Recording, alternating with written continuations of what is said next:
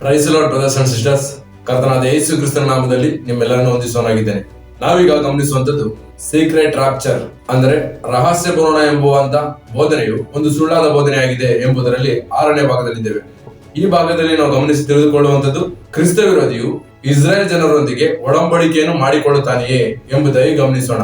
ಯಾಕಂದರೆ ಅನೇಕ ಉಪದೇಶಕರು, ಬೋಧಕರು ಹೇಳುವಂತದ್ದು, ಯೇಸು ಕ್ರಿಸ್ತರು ರಹಸ್ಯವಾಗಿ ಬಂದು ಪರಿಶುದ್ಧರನ್ನು ಕರೆದುಕೊಂಡು ಹೋದ ನಂತರ ಕ್ರಿಸ್ತ ವಿರೋಧಿಯು ಬಂದು 7 ವರ್ಷ ಇಸ್ರಾಯೇಲ್ ಜನರೊಂದಿಗೆ ಒಡಂಬಡಿಕೆಯನ್ನು ಮಾಡಿಕೊಳ್ಳುತ್ತಾನೆ ಎಂಬುದಾಗಿ ಉಪದೇಶ ಮಾಡುವವರಾಗಿದ್ದಾರೆ.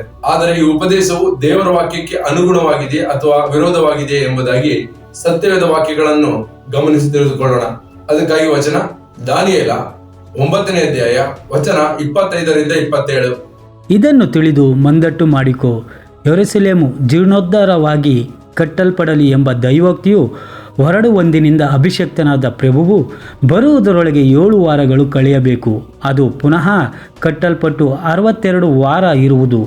ಅದಕ್ಕೆ ಚೌಕವೂ ಕಂದಕವೂ ಇರುವವು. ಆ ಕಾಲವು ಬಹು ಕಷ್ಟಕಾಲ. 62 ವಾರಗಳಾದ ಮೇಲೆ ಅಭಿಷಕ್ತನೊಬ್ಬನು ಛೇದಿಸಲ್ಪಡುವನು, ಅವನಿಗೆ ಏನೂ ಇರದು. ನುಗ್ಗುವ ಪ್ರಭುವಿನ ಜನರು ಪಟ್ಟಣವನ್ನೋ ಪವಿತ್ರಾಲಯವನ್ನೋ ಹಾಳು ಮಾಡುವರು. ತುಂಬಿ ತುಳುಕುವ ಪ್ರಳಯವು ಪಟ್ಟಣವನ್ನು ಕೊನೆಗಾಣಿಸುವುದು. ಅಂತ್ಯದವರೆಗೂ ಯುದ್ಧವಾಗುವುದು, ನಿಶ್ಚಿತ ನಾಶನಗಳು ಸಂಭವಿಸುವವು. ಆ ಪ್ರಭುವು 1 ವಾರದ ಮಟ್ಟಿಗೆ ಬಹು ಜನರೊಂದಿಗೆ ದೃಢವಾದ ಒಡಂಬಡಿಕೆಯನ್ನು ಮಾಡಿಕೊಳ್ಳುವನು. ಅರ್ಧ ವಾರ ಯಜ್ಞ ನೈವೇದ್ಯಗಳನ್ನು ನಿಲ್ಲಿಸುವನು. ಅಸಹ್ಯಗಳನ್ನು ವಾಹನ ಮಾಡಿಕೊಂಡು ಒಬ್ಬ ಘಾತಕನು ಹಾರಿ ಬಂದು ನಿಶ್ಚಿತ ಪ್ರಳಯವನ್ನು ಅವನನ್ನು ಮುಳುಗಿಸುವ ತನಕ ಹಾಳು ಮಾಡುವನು. ಆಮೇನ್. ಆಮೇನ್. ಬ್ರದರ್ ಸಿಸ್ಟರ್ಸ್, ಈ 27ನೇ ವಾಕ್ಯದಲ್ಲಿ ಬರೆಯಲ್ಪಟ್ಟಿರುವಂತಹ ಆ ಪ್ರಭು 1 ವಾರದ ಮಟ್ಟಿಗೆ ಬಹು ಜನರೊಂದಿಗೆ ದೃಢವಾದ ಒಡಂಬಡಿಕೆಯನ್ನು ಮಾಡಿಕೊಳ್ಳುವನು ಎಂಬುದಾಗಿ ಬರೆಯಲ್ಪಟ್ಟಿರುವಂತಹ ವಚನವನ್ನು ತೆಗೆದುಕೊಂಡು ಅನೇಕ ಉಪದೇಶಕರು ಹೇಳುವಂತದ್ದು, ನೋಡಿ, ಕ್ರಿಸ್ತ ವಿರೋಧಿಯು ಬಂದು ಒಂದು ದೃಢವಾದ ಒಡಂಬಡಿಕೆಯನ್ನು ಮಾಡಿಕೊಳ್ತಾನೆ ಇಸ್ರಾಯೇಲ್ ಜನರೊಂದಿಗೆ, ಇದು ಕ್ರಿಸ್ತ ವಿರೋಧಿ ಮಾಡುವಂತ ಕಾರ್ಯ ಎಂಬುದಾಗಿ ಹೇಳುವವರಾಗಿದ್ದಾರೆ. ಈ ವಚನಗಳನ್ನು ನಾವು 25ನೇ ವಾಕ್ಯದಿಂದ ಗಮನಿಸಿ ತಿಳಿದುಕೊಳ್ಳೋಣ. ಬ್ರದರ್ ಸಿಸ್ಟರ್ಸ್, 25ನೇ ವಚನದಲ್ಲಿ ಅಭಿಷಕ್ತನಾದ ಪ್ರಭು ಎಂಬುದಾಗಿ ಬರೆಯಲ್ಪಟ್ಟಿದೆ. ಈ ಅಭಿಷಕ್ತನಾದ ಪ್ರಭು ಯಾರು ಅಂದ್ರೆ ಯೇಸು ಕ್ರಿಸ್ತನನ್ನು ಸೂಚಿಸುವಂತದ್ದು. ಮತ್ತು 26ನೇ ವಚನದಲ್ಲಿ ಅಭಿಷಕ್ತನು ಛೇದಿಸಲ್ಪಡುವನು ಎಂಬುದಾಗಿ ಬರೆಯಲ್ಪಟ್ಟಿದೆ. ಅಂದ್ರೆ ಯೇಸು ಕ್ರಿಸ್ತರು ಬಲಿಯಾಗುವರು ಎಂಬುದಾಗಿ ಬರೆಯಲ್ಪಟ್ಟಿದೆ. ಅದೇ 27ನೇ ವಚನದಲ್ಲಿ ಆ ಪ್ರಭು 1 ವಾರದ ಮಟ್ಟಿಗೆ ದೃಢವಾದ ಒಡಂಬಡಿಕೆಯನ್ನು ಮಾಡಿಕೊಳ್ಳುವನು ಎಂಬುದಾಗಿ ಬರೆಯಲ್ಪಟ್ಟಿದೆ. ಸೊ ಈ ವಾಕ್ಯನು ಕೂಡ ಯೇಸು ಕ್ರಿಸ್ತನನ್ನೇ ಸೂಚಿಸುವಂತದ್ದಾಗಿರುತ್ತೆ. ಬ್ರದರ್ ಸಿಸ್ಟರ್ಸ್, ಇದು ಹೇಗೆ ಎಂಬುದಾಗಿ ನೀವು ಕೇಳೋದಾದ್ರೆ 25ನೇ ವಚನದಲ್ಲಿ ಅಭಿಷಕ್ತನಾದ ಪ್ರಭು ಎಂಬುದಾಗಿ ಬರೆಯಲ್ಪಟ್ಟಿದೆ. ಆ ಅಭಿಷಕ್ತನಾದ ಪ್ರಭುವ ಬಗ್ಗೆ 27ನೇ ವಚನದಲ್ಲಿ ಹೇಳ್ತಾ ಇದೆ, ಆ ಪ್ರಭು ಎಂಬುದಾಗಿ. ಬ್ರದರ್ ಸಿಸ್ಟರ್ಸ್, ನಾನು ಮತ್ತೊಮ್ಮೆ ಹೇಳುವನಾಗಿದ್ದೇನೆ, 25ನೇ ವಚನದಲ್ಲಿ ಅಭಿಷಕ್ತನಾದ ಪ್ರಭು ಎಂಬುದಾಗಿ ಬರೆಯಲ್ಪಟ್ಟಿರುವಂತದ್ದು ಯೇಸು ಕ್ರಿಸ್ತನ ಬಗ್ಗೆ. ಅದೇ 27ನೇ ವಚನದಲ್ಲಿ ಆ ಪ್ರಭು ಎಂಬುದಾಗಿ ಪದ ಬಳಕೆ ಮಾಡಿದ್ದಾರೆ. ಇದು ಯೇಸು ಕ್ರಿಸ್ತನನ್ನು ಸೂಚಿಸುವಂತದ್ದು. ಬ್ರದರ್ ಸಿಸ್ಟರ್ಸ್, ಸೊ ಇದು ಹೇಗೆ ಎಂಬುದಾಗಿ ನಾವು ಇನ್ನೂ ಕೆಲವು ವಾಕ್ಯಗಳನ್ನು ಗಮನಿಸಿ ತಿಳಿದುಕೊಳ್ಳೋಣ. ಆದರೆ ಈ ವಚನವನ್ನು ತೋರಿಸಿ ಅನೇಕರು ಆ ಪ್ರಭು ಅಂದ್ರೆ ಕ್ರಿಸ್ತ ವಿರೋಧಿ ಎಂಬುದಾಗಿ ಹೇಳುವವರಾಗಿದ್ದಾರೆ.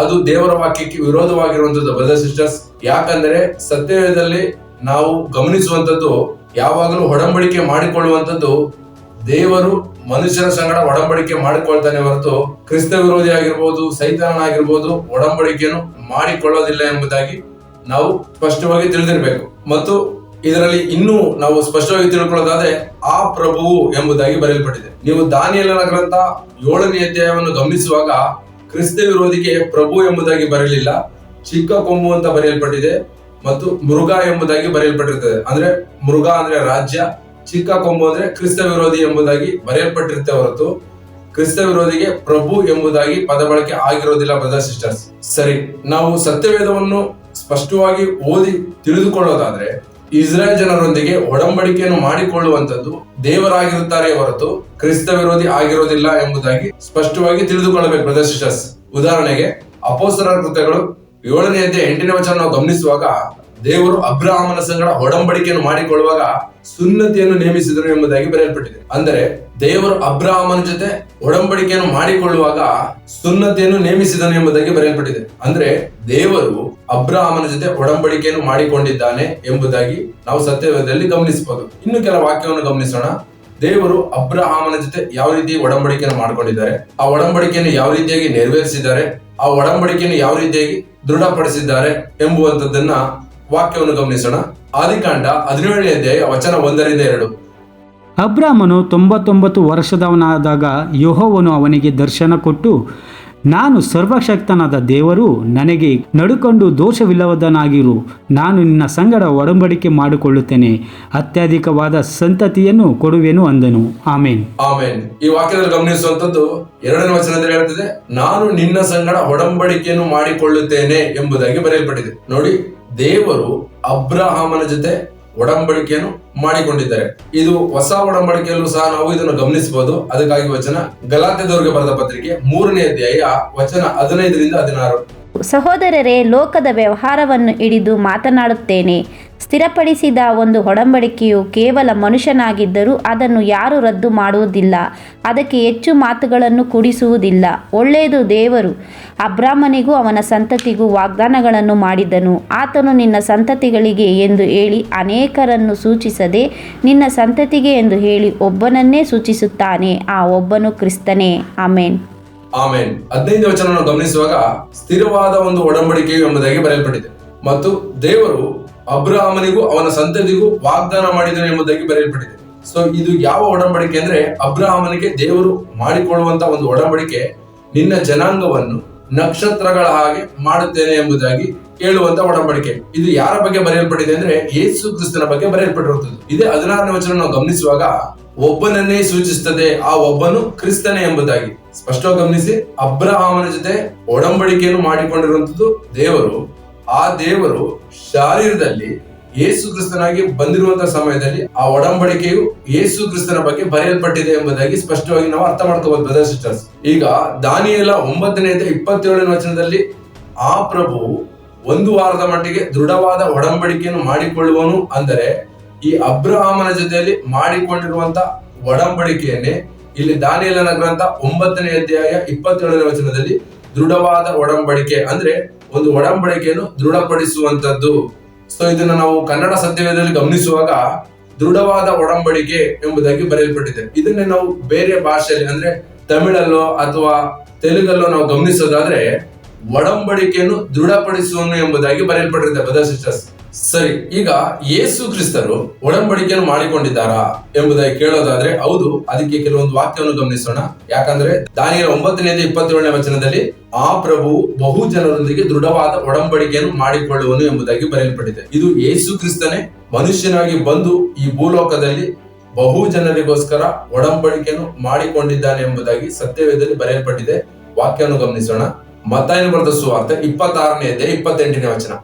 ಇದು ನನ್ನ ರಕ್ತ, ಇದು ಒಡಂಬಡಿಕೆಯ ರಕ್ತ, ಇದು ಪಾಪಗಳ ಕ್ಷಮೆಗಾಗಿ ಬಹು ಜನರಿಗೋಸ್ಕರ ಸುರಿಸಲ್ಪಡುವ ರಕ್ತ. ಆಮೇನ್. ಆಮೇನ್. ಸ್ಪಷ್ಟವಾಗಿ ಗಮನಿಸಿ ಬ್ರದರ್ ಸಿಸ್ಟರ್ಸ್, ಇದು ನನ್ನ ರಕ್ತ, ಇದು ಒಡಂಬಡಿಕೆಯ ರಕ್ತ ಎಂಬುದಾಗಿ ಬರೆಯಲ್ಪಟ್ಟಿದೆ. ಅಂದ್ರೆ ಒಂದು ಹೊಸ ಒಡಂಬಡಿಕೆಯನ್ನು ಯೇಸು ಕ್ರಿಸ್ತರು ಮಾಡಿಕೊಳ್ಳುವವರಾಗಿದ್ದಾರೆ ಮತ್ತು ಬಹು ಜನರಿಗೋಸ್ಕರ ಸುರಿಸಲ್ಪಡುವ ರಕ್ತ ಎಂಬುದಾಗಿ ಬರೆಯಲ್ಪಟ್ಟಿದೆ. ಸ್ಪಷ್ಟ ಅರ್ಥ ಮಾಡ್ಕೊಳ್ಳಿ. ಈ ವಚನದಲ್ಲಿ ಒಡಂಬಡಿಕೆ ಎಂಬುದಾಗಿ ಬರೆಯಲ್ಪಟ್ಟಿದೆ ಮತ್ತು ಬಹು ಜನರಿಗೋಸ್ಕರ ಎಂಬುದಾಗಿ ಬರೆಯಲ್ಪಟ್ಟಿದೆ. ಇದೇ ವಚನವನ್ನು ದಾನಿಯೇಲ 9ನೇ ಅಧ್ಯಾಯ 27ನೇ ವಚನದಲ್ಲಿ ಬಹು ಜನರಿಗೋಸ್ಕರ ಒಡಂಬಡಿಕೆಯನ್ನು ಮಾಡಿಕೊಳ್ಳುವನು ಎಂಬುದಾಗಿ. ಅದೇ ಮತ್ತಾಯ 26ನೇ ಅಧ್ಯಾಯ 28ನೇ ವಚನ ಹೇಳ್ತಾ ಇದೆ, ಇದು ನನ್ನ ರಕ್ತ, ಒಡಂಬಡಿಕೆಯ ರಕ್ತ, ಬಹು ಜನರಿಗೋಸ್ಕರ ಸುರಿಸಲ್ಪಡುವಂತ ರಕ್ತ ಎಂಬುದಾಗಿ ಪದಬಳಕೆಯಾಗಿದೆ. ಸೊ ಈ ವಾಕ್ಯ ನಮಗೆ ತಿಳಿಸುವಂತದ್ದು, ಯೇಸು ಕ್ರಿಸ್ತನು ಜನರ ಸಂಗಡ ಒಡಂಬಡಿಕೆಯನ್ನು ಮಾಡಿಕೊಂಡಿದ್ದಾನೆ ಹೊರತು ಕ್ರಿಸ್ತ ವಿರೋಧಿಯು ಒಡಂಬಡಿಕೆಯನ್ನು ಮಾಡಿಕೊಳ್ಳೋದಿಲ್ಲ. ಕ್ರಿಸ್ತ ವಿರೋಧಿ ಎಲ್ಲಾದ್ರೂ ಸತ್ಯವೇದದಲ್ಲಿ ಒಡಂಬಡಿಕೆಯನ್ನು ಮಾಡಿಕೊಂಡಿದ್ದಾನೆ ಎಂಬುದಾಗಿ ನೋಡೋದಾದ್ರೂ ಕೂಡ ಎಲ್ಲೂ ಕೂಡ ಅವನು ಒಡಂಬಡಿಕೆಯನ್ನು ಮಾಡಿಕೊಂಡಿಲ್ಲ ಎಂಬುದನ್ನು ನಾವು ಸತ್ಯವೇದದಲ್ಲಿ ಗಮನಿಸಬಹುದು. ಇನ್ನೊಂದು ವಚನವನ್ನು ಗಮನಿಸೋಣ. ಮಾರ್ಕ 14ನೇ ಅಧ್ಯಾಯ 24ನೇ ವಚನ. ಮತ್ತು ಆತನು ಅವರಿಗೆ, ಇದು ನನ್ನ ರಕ್ತ, ಇದು ಒಡಂಬಡಿಕೆಯ ರಕ್ತ, ಇದು ಬಹು ಜನರಿಗೋಸ್ಕರ ಸುರಿಸಲ್ಪಡುವ ರಕ್ತ. ಆಮೇನ್. ಆಮೇನ್. ಈ ವಚನ ನಮ್ಗೆ ಹೇಳುವಂತದ್ದು, ಇದು ನನ್ನ ರಕ್ತ, ಇದು ಒಡಂಬಡಿಕೆಯ ರಕ್ತ ಎಂಬುದಾಗಿ ಬರೆಯಲ್ಪಟ್ಟಿದೆ ಮತ್ತು ಬಹು ಜನರಿಗೋಸ್ಕರ ಸುರಿಸಲ್ಪಡುವ ರಕ್ತ ಎಂಬುದಾಗಿ ಬರೆಯಲ್ಪಟ್ಟಿದೆ. ಅರ್ಥ ಮಾಡ್ಕೊಳ್ಳಿ.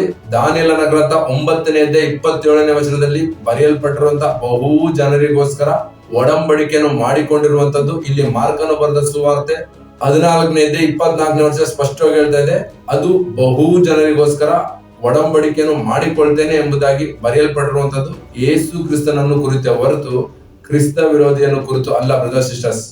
ಒಮ್ಮೆ ಸ್ಪಷ್ಟವಾಗಿ ಅರ್ಥ ಮಾಡ್ಕೊಳ್ಳಿ. ನಾವು ಆದಿಕಾಂಡದಿಂದ ಪ್ರಕಟಣೆವರೆಗೂ ಒಡಂಬಡಿಕೆಯನ್ನು ಮಾಡಿಕೊಳ್ಳುವಂತದ್ದು ಒಡಂಬಡಿಕೆಯನ್ನು ದೃಢಪಡಿಸುವಂಥದ್ದು ಅಥವಾ ಒಡಂಬಡಿಕೆಯನ್ನು ಸ್ಥಿರಪಡಿಸುವಂಥದ್ದು ಯೇಸು ಕ್ರಿಸ್ತನ ಕಾರ್ಯವಾಗಿರುತ್ತದೆ ಹೊರತು ಕ್ರಿಸ್ತ ವಿರೋಧಿಯ ಕಾರ್ಯ ಅಲ್ಲ ಎಂಬುವಂಥದ್ದನ್ನು ಸ್ಪಷ್ಟವಾಗಿ ತಿಳಿದಿರಬೇಕು.